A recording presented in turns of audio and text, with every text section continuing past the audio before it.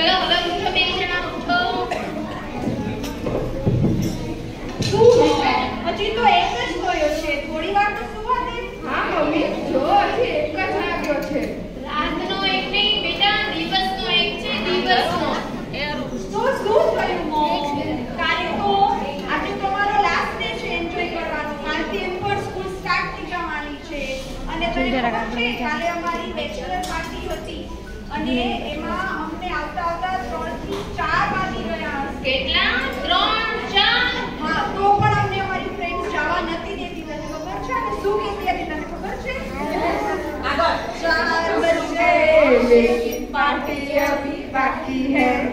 4 વાગ્યા અને તમારી પાર્ટી બાકી, તો પાર્ટી પૂરી ક્યારે થાય? ઈ તો અમને નથી ખબર હોમાં, પણ અમને આવતા આવતા 5 થયા હશે અને ત્યારે અમે સુઈ ગયા હશું. ઓહ, બહુ બધું લેટ થઈ જાય છો તમારે. લેટ તો થાય ને, આપણે આપણી ગ્રેન્ડ સ્કૂલમાં જઈએ અને એની પાર્ટી તો ગ્રેન્ડ જ હોય ને.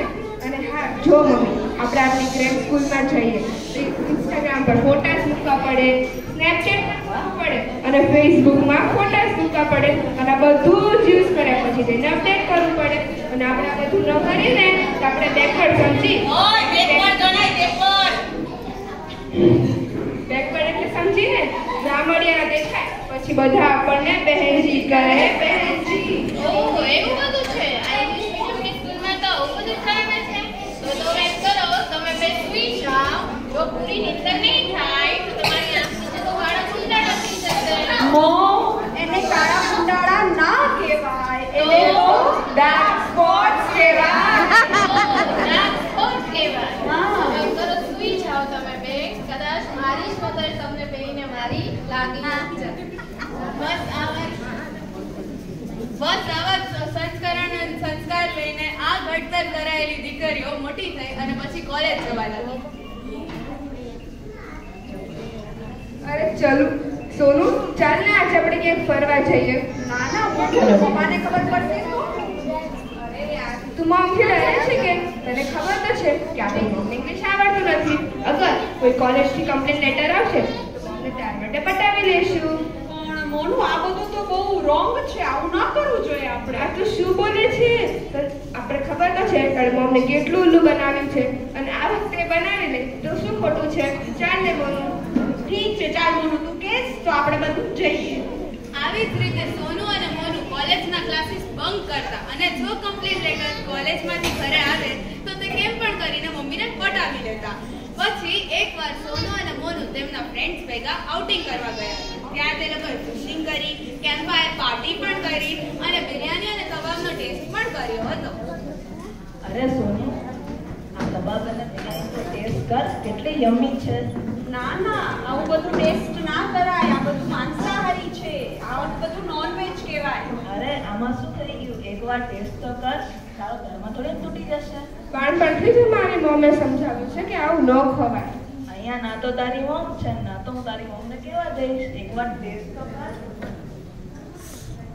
ના ના ના.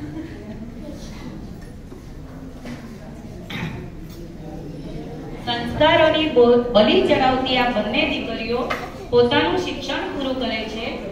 આ દરમિયાન બંનેને પ્રેમ થઈ જાય છે અને લગ્ન ગ્રંથિમાં જોડાઈ જાય છે.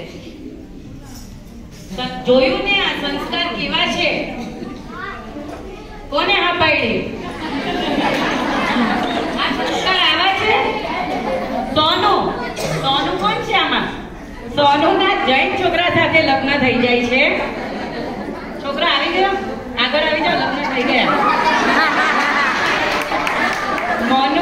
મોનુના અધર કાસ્ટના છોકરા સાથે લગ્ન થઈ જાય છે. પણ આ શું થાય છે એ તો જુઓ તમે. આજની સ્થિતિમાં મોનુનું લગ્ન જીવન બસ 6 મહિના ટકી શક્યું નહીં, કેમ કે મોનુનો પતિ એને ખૂબ મારતો, ખૂબ હેરાન કરતો. આ એની લવ સ્ટોરી છે. मोनू कहती, हे भगवान मुझे इस नरक से बचने का कोई उपाय दो, हे भगवान मुझे इस नरक से बचने का कोई उपाय दो, प्लीज भगवान प्लीज. આજના યુગની ભગવાનને પણ પ્લીઝ કહે છે. બસ મોનુ એના ઘરે પાછી જતી રહી છે. હવે સોનુના પણ લગ્ન જૈન છોકરા સાથે થઈ જાય છે. એની પણ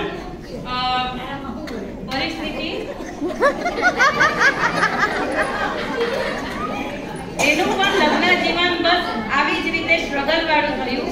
બસ આ જોઈ આજના વર્તમાન યુગમાં ધર્મ પ્રત્યેનો ભાવ, નિષ્ઠા અને લાગણી ક્યાંય જોવા મળતી નથી. બસ એ જ લાગણી અને નિષ્ઠા ભાવને જગાડવા માટે આપણે જોઈએ મહિલાના જીવનની હવે પરિસ્થિતિ. આ જોઈ આપણે આજના વર્તમાન યુગની પરિસ્થિતિ જોઈ.